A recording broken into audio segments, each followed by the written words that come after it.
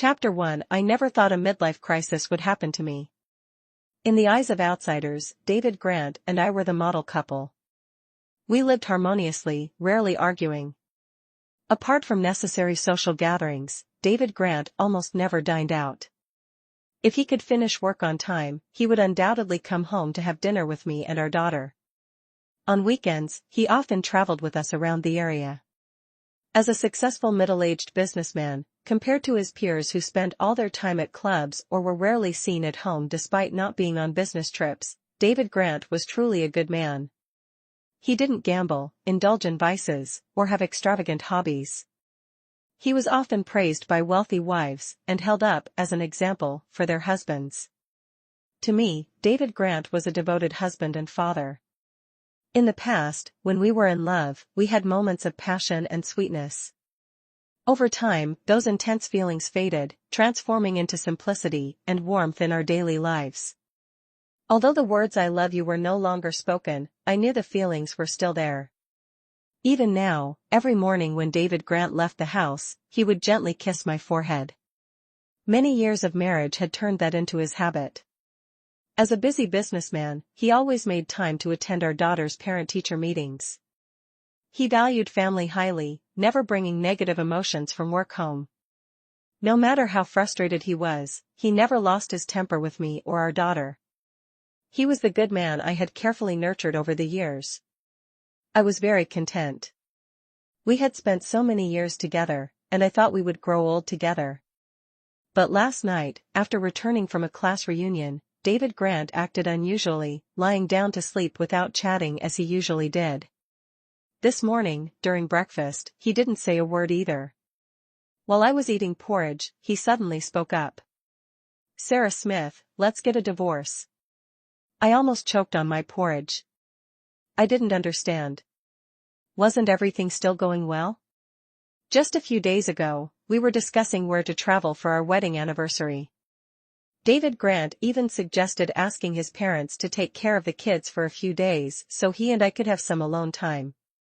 "Wife, it's been so long since we've had time just for us," he said, hugging me. We had weathered so many storms together, and now only smooth roads lay ahead. We were past 40, no longer the young and fiery couple we once were. It was just a high school reunion. I couldn't understand. What could have driven David Grant to make such an absurd decision? I put the bowl down, staring at David Grant, frozen for a moment. "Are you joking?" David Grant looked at me seriously. "Sarah Smith, I'm not joking." I felt a bit irrational, but I tried to stay calm. "All right, tell me, why?" David Grant sat there and began to speak slowly. His voice was deep and warm, but when he mentioned a certain name, the corners of his mouth involuntarily lifted, and his tone became particularly gentle, proving he wasn't joking. When he finished, emotions surged within me like waves. I wanted to appear composed, to save face, but my teary eyes betrayed me. When I opened my mouth, my voice cracked. "So, you met your first love again, she's divorced, her life is hard, and you want to marry her? You wouldn't understand, Sarah Smith. She's not like you," David Grant quickly explained. "She's had a good life since she was young, pampered like a princess, never facing hardships. After marriage, her husband's family was well off, but then her husband gambled, went bankrupt, and fell into debt. After the divorce, her father died in an accident, leaving her with no one to rely on. Over the years, she hasn't worked and doesn't have the ability to survive on her own. You don't know how heartbroken I was yesterday when I saw her wearing a pair of worn-out high heels. She's Emily Johnson, the little princess everyone adored. Back then, one pair of her shoes could sustain me for months. That talented and beautiful girl once paid attention to someone like me who had nothing. We loved each other from high school to college. Even though we weren't in the same school, we were in the same city. She came to my school to study with me, ate with me at street stalls, worked part-time jobs with me. I looked at the man earnestly pouring his heart out before me. If you loved her so much, why did you break up back then? Chapter 2. I can't bear it. David Grant smiled bitterly. She didn't mind that I was poor, but I minded it myself. Back then, I had just graduated, renting a basement room for 300 yuan a month, with a bleak future. I couldn't give her the life she wanted, nor could I bear to let her suffer with me. I wasn't worthy of her. What else could I do but let go? I took a deep breath. Now, you can give her a good life, offering her the best of everything. But what about me? What about Daisy Brown and me? I hated myself for not being stronger, tears uncontrollably streaming down my face. Over the years, I rarely cried.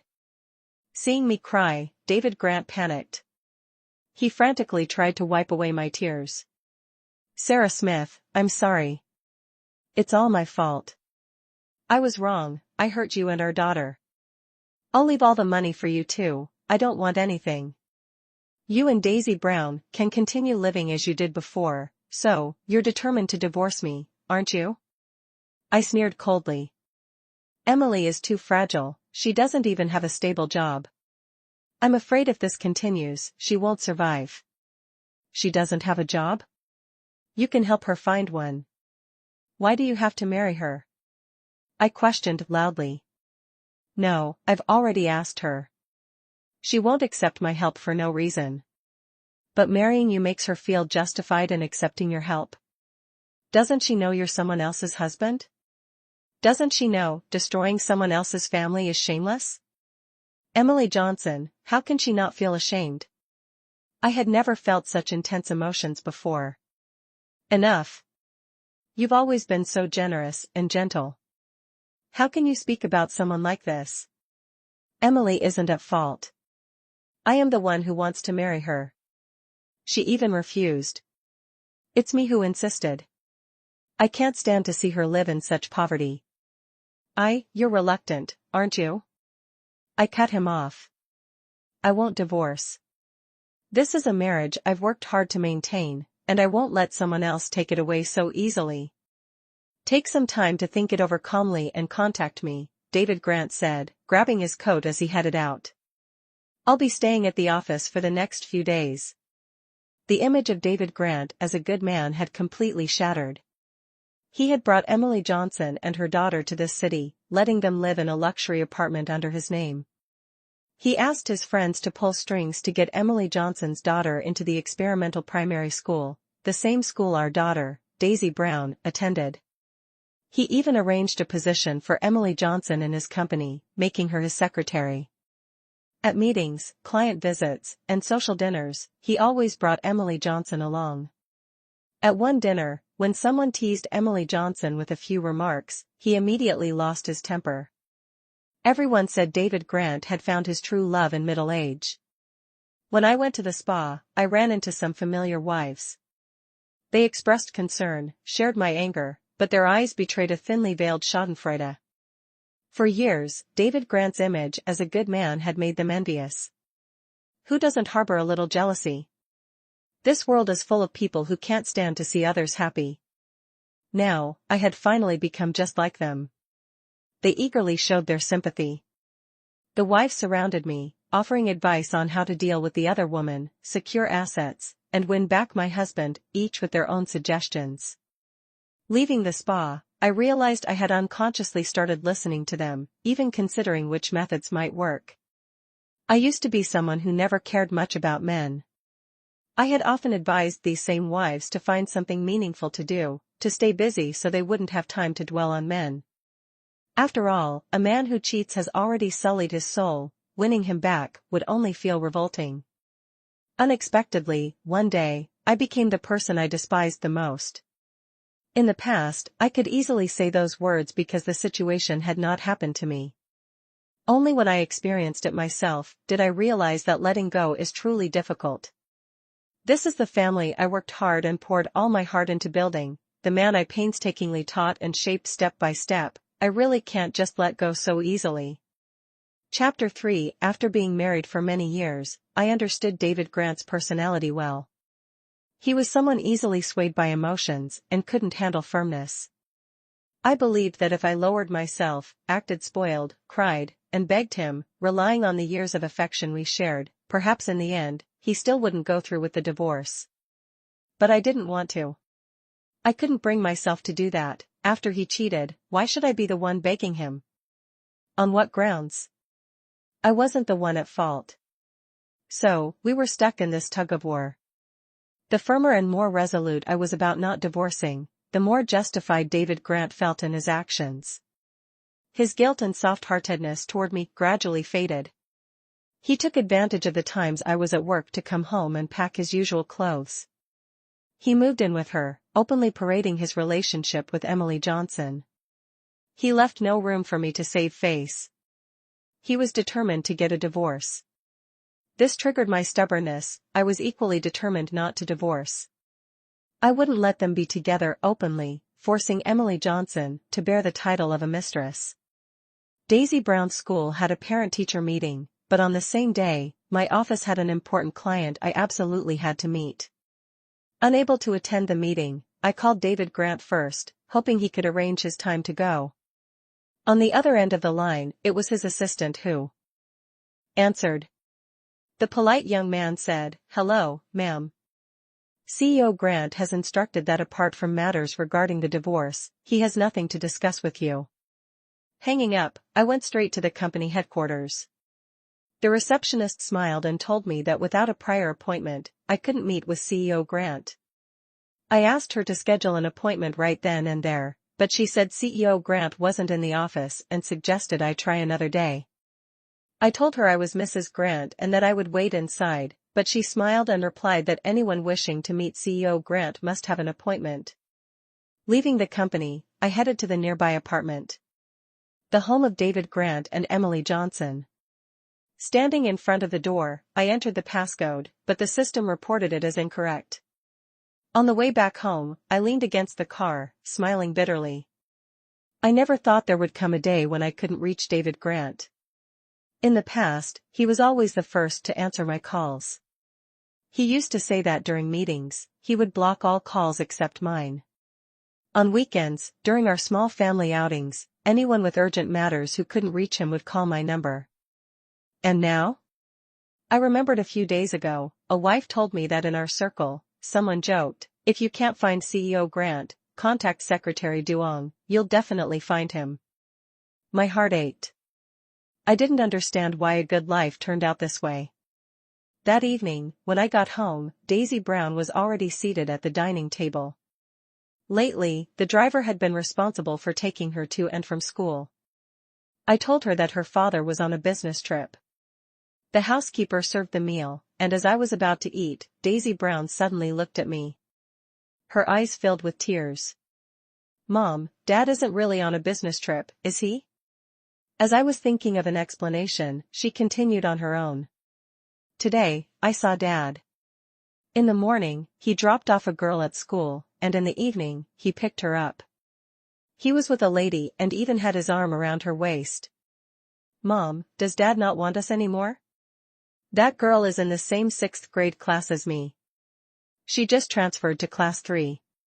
I went outside to look at her, and she's not even as cute as me. Does Dad want to be her dad instead?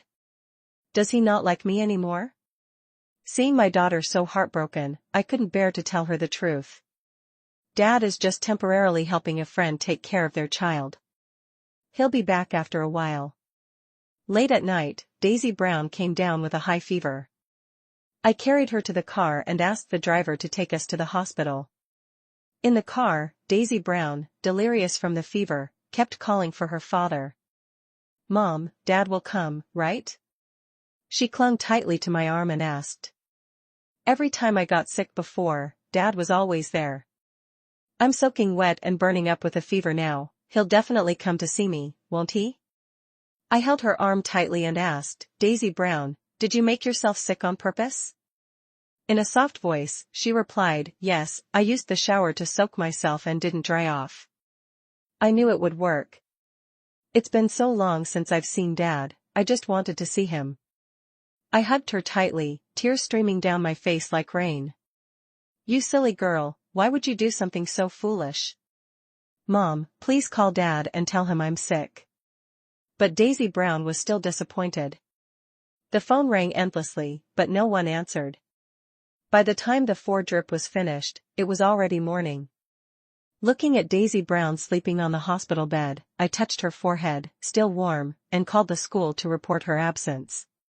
Daisy Brown woke up after 10 in the morning. I bought her some porridge and discharged her from the hospital. As we walked through a long corridor, Daisy Brown suddenly stopped and stood frozen, staring ahead. Through the little girl's eyes, I saw a family of 3. David Grant and a woman were comforting a young girl. The girl appeared to be around 11 or 12 years old, about the same age as Daisy Brown. "Sweetheart, didn't you say your stomach hurts? Be good and go see the doctor, okay?" The woman's voice was very gentle. This was my first time meeting Emily Johnson. Honestly, I felt a bit disappointed. She looked frail, thin, and, to be honest, not beautiful at all. Her face was slightly sallow, and she appeared utterly exhausted. It was evident that her life over the years hadn't been very good. I couldn't understand why I had lost to a woman like this. From appearance to ability and talent, I was confident she had no advantage over me. It seemed that the power of a first love was truly overwhelming. Even though she was no longer beautiful, Emily Johnson could still captivate David Grant. Chapter 4. Mom, I lied to you. My stomach doesn't hurt, I just don't want to do gym class. The little girl glanced at Emily Johnson angrily and said, "You have no idea how scary the gym teacher is. He makes us run 800 meters every time." "You little rascal, how could you lie?" Emily Johnson raised her voice. The little girl quickly hid behind David Grant. David Grant shielded her, smiling at Emily Johnson. "Come on, she's just a kid. If she doesn't want to run 800 meters, then she doesn't have to." Then he bent down and told the little girl, "It's okay. I'll tell your homeroom teacher that you're too weak to run long distances." The little girl's eyes lit up. "Really?" Emily Johnson, displeased, gave him a push. "You always spoil her." I lowered my head to look at Daisy Brown, who was already in tears. Even after the 3 of them left, Daisy Brown remained curled up in my arms, sobbing uncontrollably for a long time. After crying, she lifted her head, wiped her tears, and asked me, "Mom, can you and Dad get a divorce? I don't need him anymore." Looking into my daughter's determined eyes, I nodded. "All right." Yes, all these years of persistence, for what? Wasn't it to save this family, to keep the warmth we once had?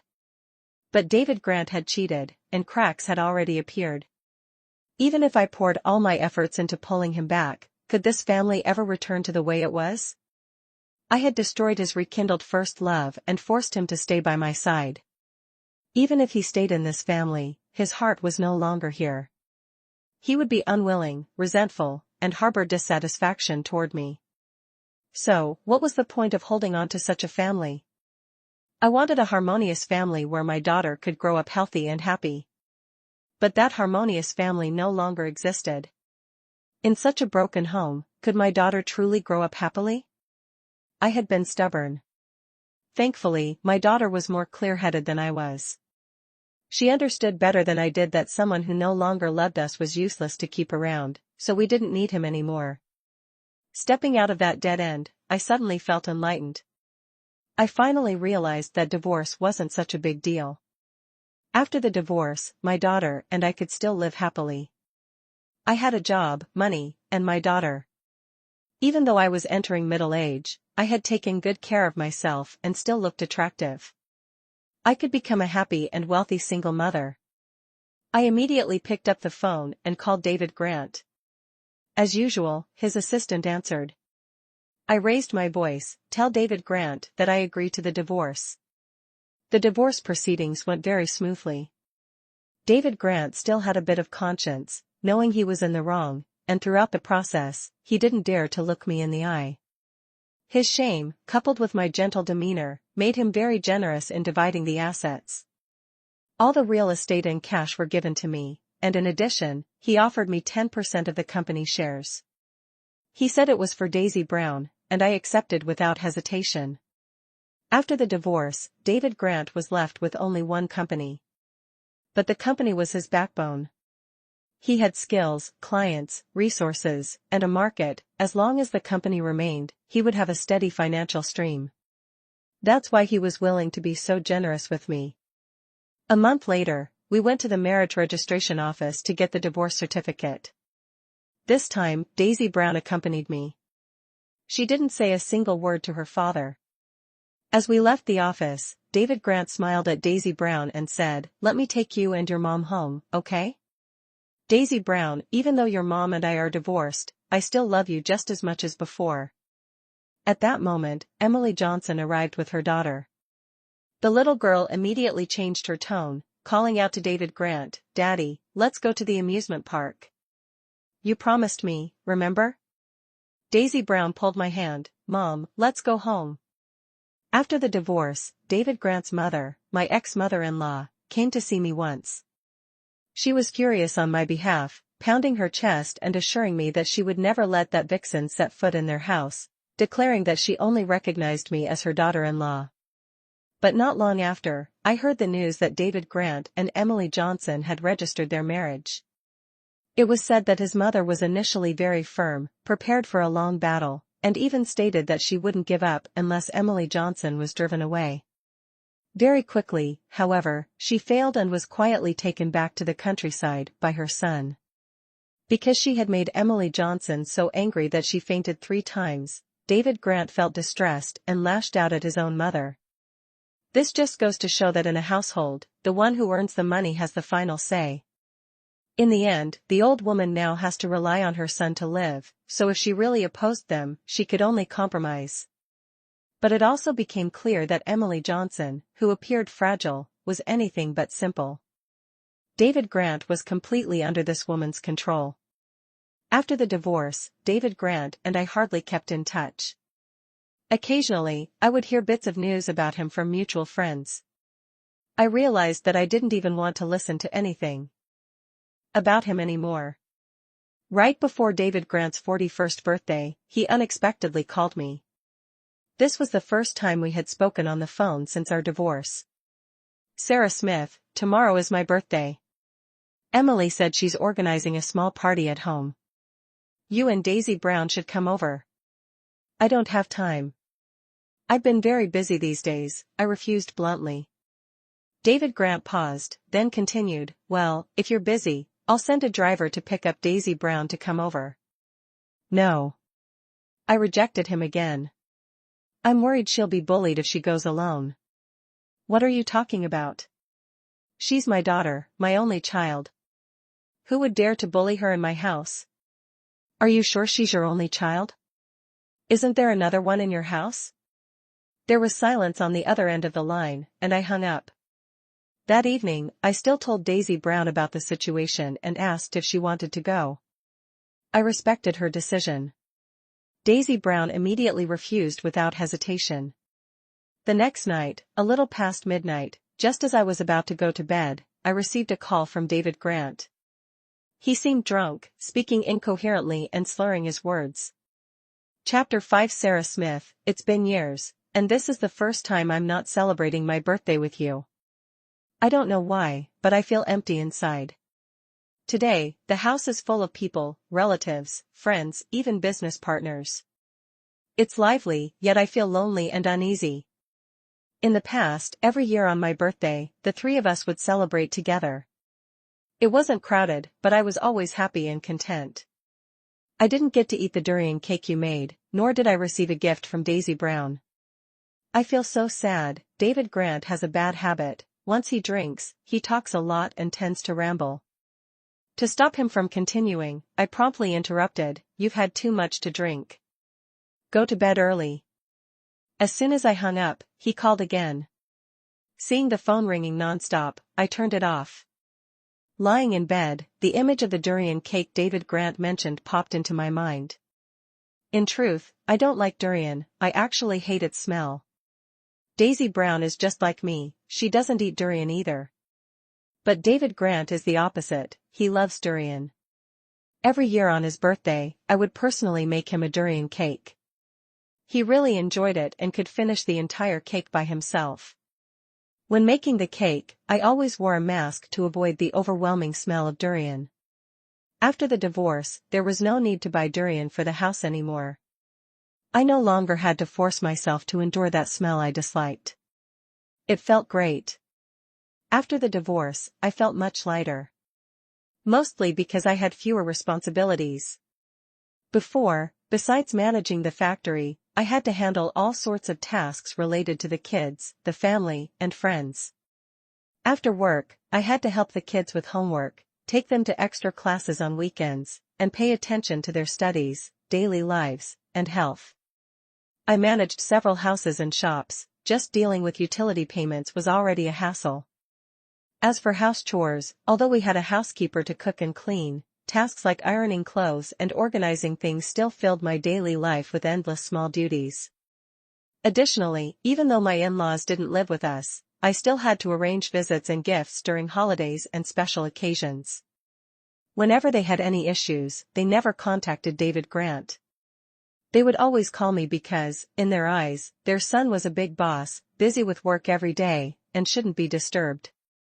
There were also countless relatives, whether from his side or mine, who would turn to me whenever they came to the city, asking for my help.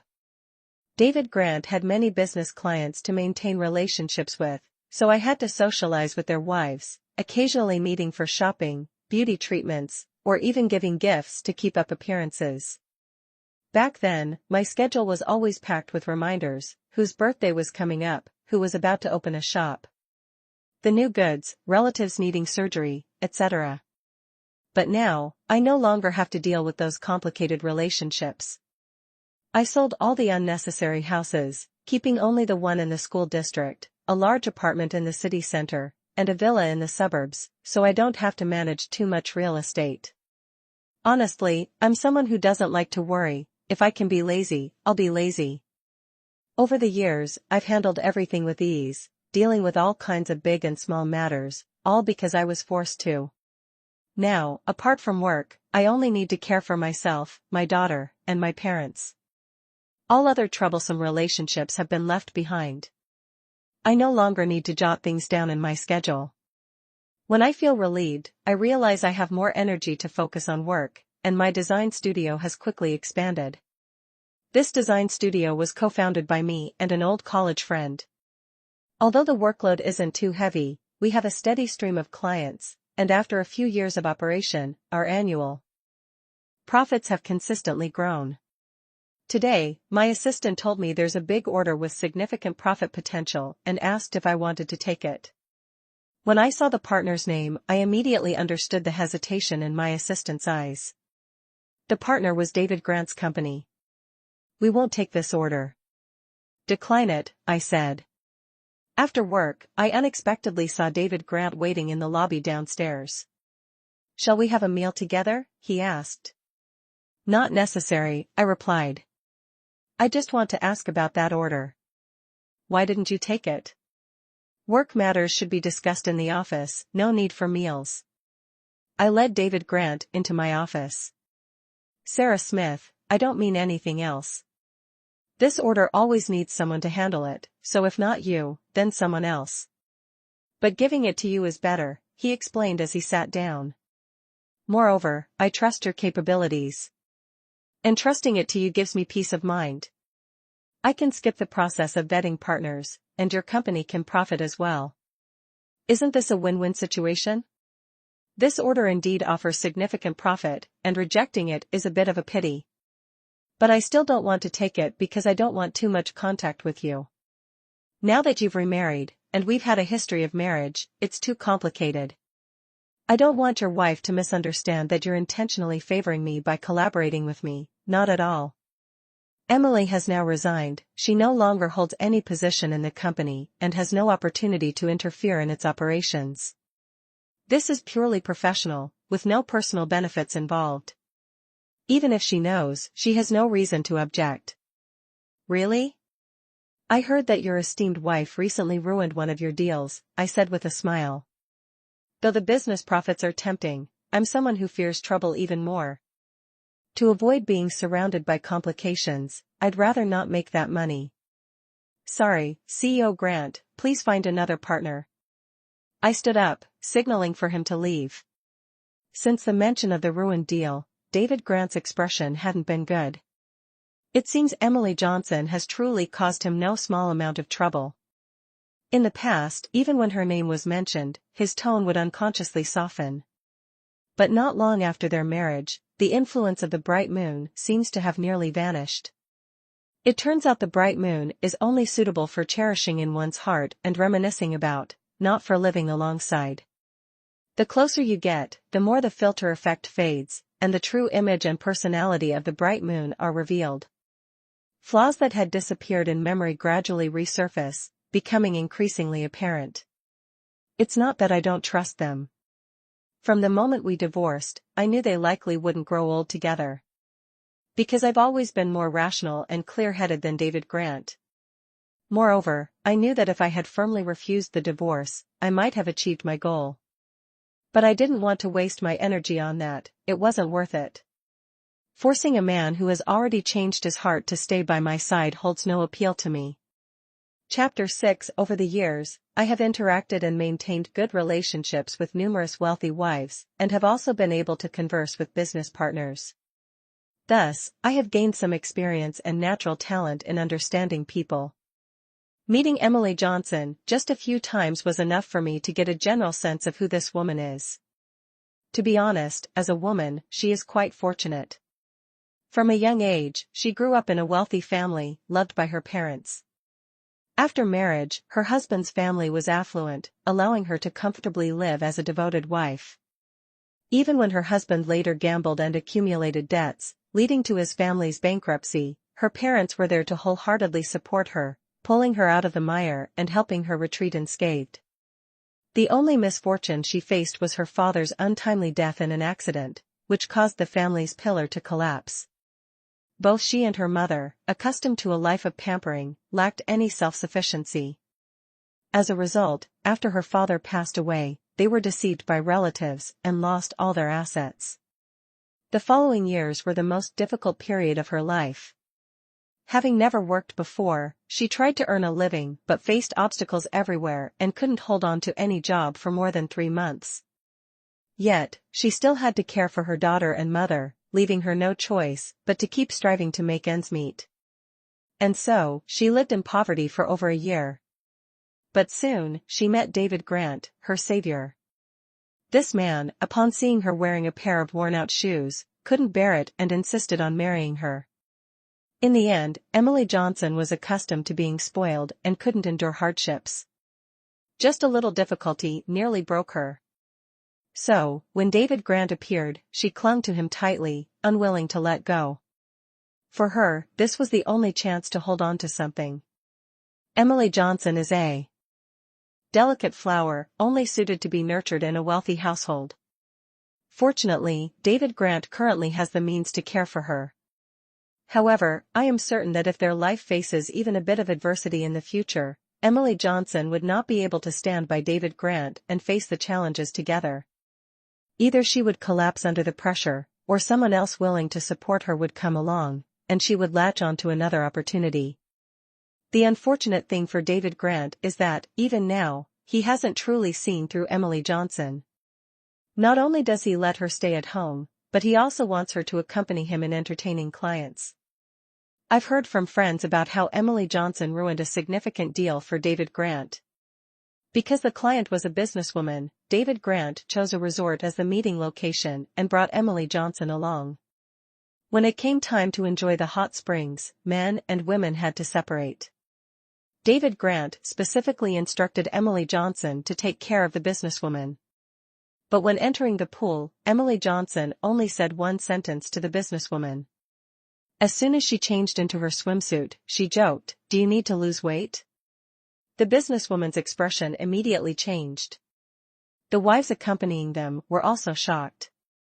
After that, Emily Johnson focused solely on taking selfies and video calling her daughter. By the time she finished the call, she realized the businesswoman had already left, but she didn't care and continued soaking in the pool for another half hour. David Grant was waiting outside.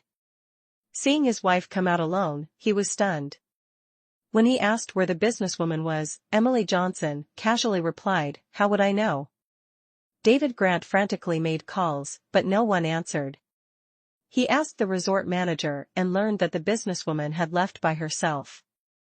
The next day, the businesswoman refused to collaborate with David Grant and began negotiating with another company.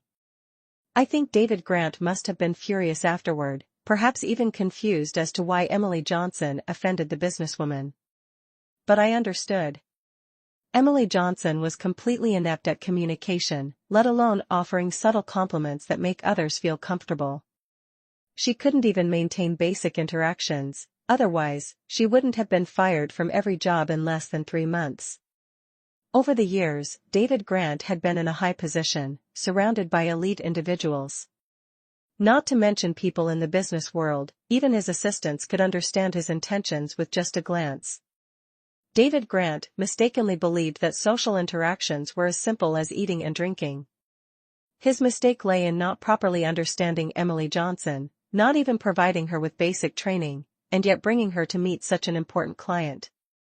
He didn't understand his wife as well as I did. Later, during a family gathering with a few close business friends, Emily Johnson's daughter got into a fight with another child. Emily rushed over, intending to hit the other child, but David Grant stopped her. From that point on, David Grant no longer dared to bring Emily Johnson to meet anyone, whether they were business partners or friends. My friends thought I was still dwelling on the divorce. They were angry on my behalf, cursing David Grant as a scoundrel. So, whenever there was bad news about David Grant, they would eagerly share it with me, hoping it would cheer me up. I deeply appreciated their efforts and understood they did it for my sake, thinking I would be happy to hear such news. Later, I told them that I had truly let go. To me, David Grant was a stranger, and I didn't enjoy hearing news about him, whether good or bad. Only then did my friends believe I had genuinely moved on and stopped mentioning his name in front of me. I began to enjoy my single life. My parents, having retired, worried I might feel lonely living alone, so they insisted on moving in with me. They even helped take care of Daisy Brown, making my life much easier. Both grandparents were former high school teachers, and they also took on the responsibility of tutoring Daisy Brown. Every day after work, I occasionally get to enjoy the luxury of some alone time. After work, I have time to go shopping, meet friends for dinner, or hit the gym. Sometimes, after completing a major project, my partner and I would immediately go on a trip. We own a workshop, and we boldly reward ourselves with a week's vacation, booking overnight flights to Iceland to witness the Northern Lights. We were college roommates, and the plan to see the Northern Lights was made during our student years. However, after graduation, life got busy, and we never had the time to make it happen. This time, we finally fulfilled our dream. I realized that after my divorce, I felt much more liberated. After getting married, my life revolved around one word: busy.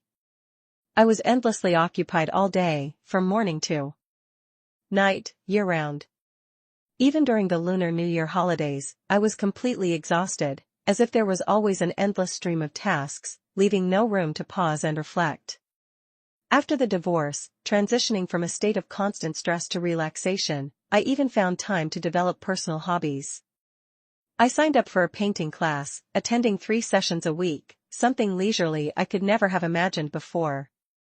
I'm also planning to enroll in an English-speaking class to improve my communication skills. I've made a plan: every year during the summer and winter holidays, I'll take my parents and daughter on a trip. In a few years, once we've explored enough domestic destinations and my English has improved, I'll start taking them on international trips. Just thinking about these bright future plans fills me with energy. I've regained my passion for life. Chapter 7. After a year of development and management, my workshop expanded its scale once again.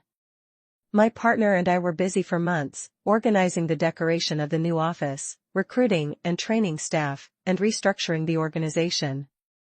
Finally, having some time to breathe, I decided to take a few days off to rest. That day, after work, as I passed by the security room, the security guard called me over.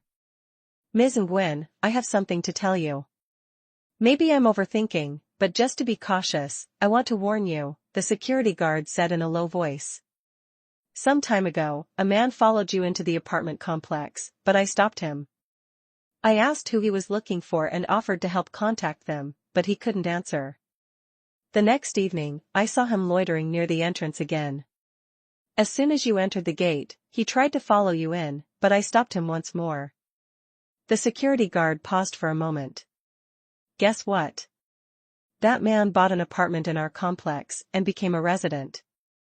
Moreover, the apartment he bought is right above yours. Now he can enter the complex freely, and I can't stop him anymore. I'm not sure if he's targeting you, but please be careful. I nodded and thanked the security guard. At home, I thought about it for a while and then decided to go upstairs. At the elevator door, I hesitated for a moment. Feeling the potential danger, if the man had bad intentions, I wouldn't stand a chance alone. I decided to turn back and think of another approach. Just as I turned around, the elevator doors opened. Standing inside was David Grant, and we came face to face. Spill it. What are you up to? At a nearby restaurant, David Grant and I sat across from each other. Under the bright lights of the restaurant, I got a clearer look and was startled. How had David Grant aged so much? It had only been a little over a year since we last met, yet he looked significantly older. He was much thinner, his face sunken, which made the wrinkles at the corners of his eyes and on his forehead even more pronounced. Most striking of all was his hair, now seemingly covered with a layer of white frost. After I asked, he kept his head down, saying nothing. Feeling awkward, I cleared my throat. Why don't you dye your hair? Oh, you're talking about my hair, David Grant said, as if snapping out of a daze. Well, it grows fast. If I dye it, I'd have to redo it every few days. I'm too lazy for that. Why are you on the floor above my house? I recalled the main issue. David Grant gave a bitter smile. I have insomnia, severe insomnia. I can't sleep at all throughout the night. I went to see a psychologist, and they said it's due to excessive anxiety. I've tried everything, but nothing works. Then, by chance, I came across your blog and saw a photo of you. That afternoon, I leaned back in my office chair and fell asleep. For a few days after that, I relied on that photo to sleep. But your blog only had that one photo, and after a few days, even that stopped working. I went back to being sleepless. He looked at me apologetically, so, I started following you. I discovered that after meeting you, I could sleep at night. The security wouldn't let me into the area, so I bought an apartment here. Sleeping here, my insomnia naturally disappeared. Don't be so unreasonable. I didn't know what else to say. After thinking for a bit, I continued, you'd better move out. Staying below my house every night, what is that supposed to mean? We've been divorced for 2 years now, and I don't want to have anything to do with you anymore. Also, if your wife finds out about this and thinks I'm harassing you, what if she comes looking for trouble? You know I hate dealing with drama. I've already suggested a divorce to her, David Grant said, looking at me. This time it was my turn to be surprised. She was your bright moon, the one you swore to cherish for a lifetime. You've only been married for 2 years, and now you can't stand her anymore? I admit, I might have sounded a little smug. It's because I had too many expectations for her. It turns out that first loves are only suitable for memories. Living together reveals all kinds of troubles. That's impossible. You're the CEO of a listed company. People say that most problems in the world can be solved with money. You're not short on money, so many conflicts in life shouldn't even arise. Maybe it's because I used to only interact with ordinary people. David Grant gave a wry smile. You know what? I feel like Emily Johnson isn't an ordinary person. I can't believe there's a day when a woman could drive me crazy. David Grant seemed to have found someone to vent to, and he said a lot. He told me that Emily Johnson wasn't just incapable of being independent, she also couldn't take care of herself. She couldn't handle even the smallest tasks. Once, he forgot a document at home and asked Emily Johnson to bring it to his office. He gave her detailed instructions over the phone, emphasizing that it had to be delivered on time because it was needed for an important meeting. In the end, Emily Johnson was an hour late. She had spent over an hour at home slowly applying makeup and choosing clothes. When David Grant met her, he was furious and questioned why she was so late, almost jeopardizing his work. She slowly responded that she wanted to look beautiful at the company to make him proud. David Grant was so angry he nearly exploded. During the meeting, when opening the documents, the government-stamped papers were smeared with grease, likely from food stains. David Grant was so enraged he couldn't speak. Her mind doesn't work like a normal person's. No matter how important the task is, telling her 100 times makes no difference, she just doesn't listen, David Grant said, veins bulging on his forehead. Chapter 8. He recounted that some time ago, his father fell ill and had to be hospitalized, requiring overnight care. His mother stayed during the day, but they had to hire someone for the night shifts. The hired caregiver secretly slept and failed to notice his father falling out of bed. If it weren't for the nurse discovering it, his father might have suffocated to death.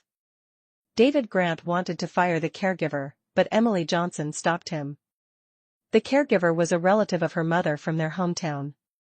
Emily Johnson said that if they sent the caregiver back, her mother would feel embarrassed in front of their relatives. David Grant became so furious that he slapped Emily Johnson. That was the first time I ever hit someone, David Grant took a deep breath. I know violence is wrong, but I couldn't control myself. Emily Johnson always has a way of making people angry. He looked at me again, living with you for years, I've never lost my temper at home. But living with her for 2 years, I feel like I'm going insane. Now, just coming home and seeing her face, I can't hold back my anger. Before, I thought I was someone without much temper. Living with her made me realize that personality is truly influenced by those around you. David Grant said his father stayed in the hospital for over a month, and they couldn't find a suitable caregiver, so he had to stay up at night. For an entire month, he worked at the company during the day and cared for his father at the hospital at night. He said that during that month, he felt like he aged 10 years. And another thing, the company had previously won a bid for a major project. Almost all the capital was invested into it, and we even borrowed a large sum from the bank.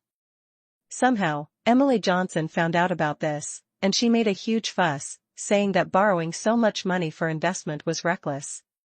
She claimed that if the project failed, we'd go bankrupt and demanded that I withdraw from the project. Do you think that's absurd? She even took the money I had given her and stashed it at her mother's place, afraid that I'd ask her for money if I ran out. I was utterly hopeless and proposed a divorce. Tell me, I haven't even gone bankrupt yet, and I was like that, afraid he would be implicated because of her. If he truly went bankrupt, wouldn't she immediately pack up and leave? Did she agree? I was a bit curious. She's still hesitating, torn between fearing this project's failure might drag her down and worrying that if she divorces me and I succeed, she won't gain any benefits. Isn't that funny? David Grant sighed. I remember the days of starting my business, having you by my side. Because of your encouragement, honestly, I wasn't afraid of failure back then. I knew that even if I failed, you wouldn't leave me. You were my safety net and confidence, having you gave me the courage to strive without fear. Hearing him say this, I also recalled those days. It wasn't that long ago, yet it feels like a story from another lifetime. Perhaps it's because I've been through so much. Freshly graduated, I clearly passed the exams for a good position, but that spot was taken by someone with connections, and I was sent to a rural area to manage a warehouse. Out of anger, I resigned and applied to David Grant's startup company. At the time, I thought a small company probably wouldn't have such complications, and who knows, if the company grew, I might even become a key figure. Back then, aside from David Grant as the boss, the company only had 5 employees. During those days of working and overtime, David Grant and I developed feelings for each other and got together. In the early years, the company faced many crises and nearly didn't survive. Each time that happened, I firmly stood behind David Grant, supporting him. I told him to follow his instincts, that failure was okay, and at worst, we'd start over, we were still young. At the time, I truly believed David Grant could succeed. Having worked and lived with him, I understood his talent and witnessed his efforts. Someone capable and willing to take risks is bound to succeed. In the end, I was right. After overcoming the most challenging times, the road ahead became smooth. After marrying David Grant, I became pregnant and gave birth. When Daisy Brown started kindergarten, I completely withdrew from the company and began managing my own workshop. Initially, leaving my job to join David Grant's company was out of anger. If I hadn't fallen in love with him later, I don't think I would have stayed. I have my own interests and ambitions to pursue. I want to do what I enjoy. Back then, I stayed with him and worked a job I didn't like, all because of love. I can't believe it. How can someone be so clueless? She really can't handle even the smallest tasks. She doesn't even know how to pay the utility bills. Before the house even got. The electricity was cut off once because she didn't pay the bill on time. All these years, it was the first time he experienced having his house without electricity. She would often call him too. Once, while he was in a meeting, she urgently called to tell him that the water pipe at home was leaking. If the water pipe is leaking, shouldn't she call a plumber? What use is it to call him? David Grant was still complaining about Emily Johnson, but I no longer had the patience to listen. You're still not divorced. I hope you can keep your distance and stop staying here, I interrupted him. I don't want to be falsely accused of being a third party. Do you understand? David Grant nodded. All right, I agree. I'll move out immediately. But after I'm divorced, can I come back here? I promise I won't bother you and won't appear in front of you. We'll see about that later. I stood up and walked away. After all, it would take time for him to get divorced. By the time he truly got divorced, Daisy Brown would likely have graduated from middle school. By then, depending on which school she gets into, I'll sell this house and move closer to her new school. In the end, David Grant didn't get divorced because he didn't want to. Another shocking piece of news came. David Grant was diagnosed with terminal stomach cancer. I don't have much time left. This illness is mostly Emily Johnson's doing. If I divorce her, she'll be free of any ties, find someone else to support her, and I'll die alone. Wouldn't that be too convenient for her? So, I won't divorce her. I want her to take care of me until the end. David Grant informed Emily Johnson about his illness, saying he was dying and that as long as she took good care of him, all his assets would be hers in the future. Emily Johnson believed him and devoted herself to taking care of David Grant. David Grant constantly came up with ways to torment her, making her stay up all night by his bedside, demanding that she personally cook seafood porridge for him, asking her to catch his phlegm with her hands, and so on. Perhaps the allure of the inheritance was too great, as Emily Johnson silently endured it all. David Grant had a remarkably strong will to live. Doctors predicted he wouldn't survive beyond 3 years, but he managed to extend his life to 5. During those 5 years, Emily Johnson suffered immensely under his torment, her back bent with exhaustion, and her hair turned completely gray. When David Grant finally passed away, Emily Johnson breathed a sigh of relief, ready to inherit his assets. However, she was informed that the assets did not belong to her. David Grant had written and notarized a will long ago. All his assets were to be divided between his parents and his only daughter, Daisy Brown. Emily Johnson was left with just a small apartment under 100 square meters. Unwilling to accept this, she sought out a lawyer, but the lawyer informed her that the will was legally binding, and she truly had no claim to anything else. Emily Johnson descended into madness, clinging to me every day, demanding I give her money. Not wanting to deal with her harassment, and just as Daisy Brown was starting college, I decided to liquidate all the assets here and move my parents to the city where Daisy Brown was studying. Emily Johnson indeed looked pitiful. But I refused to give her a single penny. I knew that once I started, someone like her, who only knows how to depend on others, would latch onto me like a parasite, making it impossible to escape. Adults who lack self-reliance must be avoided at all costs. I will not allow anyone to ruin my life. From now on, my life will be a clear blue sky, an open and boundless road ahead.